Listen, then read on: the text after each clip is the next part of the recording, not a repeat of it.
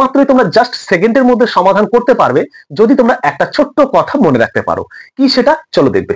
প্রশ্নে বলেছে একটি জিনিস 300 টাকায় বিক্রি করলে যে পরিমাণ লাভ হয়, 200 টাকায় জিনিসটা বিক্রি করলে সেই পরিমাণই ক্ষতি হয়।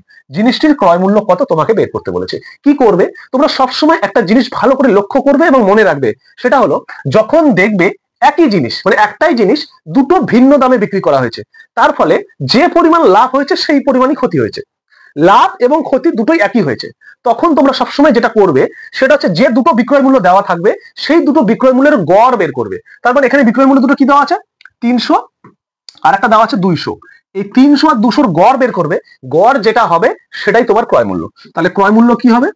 ক্রয় মূল্য হবে এই বিক্রয় মূল্য দুটোর গড়। তাহলে 300 যোগ 200 করবো বাই 2, কারণ 2 দিয়ে ভাগ করবো দুটো সংখ্যা। তাহলে এটা কত হবে? 300 200 500 বাই 2। তাহলে এটা কাটাকাটি করলে কত হয়? 250। তাহলে ক্রয় মূল্য হবে 250। তাহলে প্রোডাক্টটার বা জিনিসটার ক্রয় মূল্য হয়ে গেল 250। কোথায় আছে অপশন?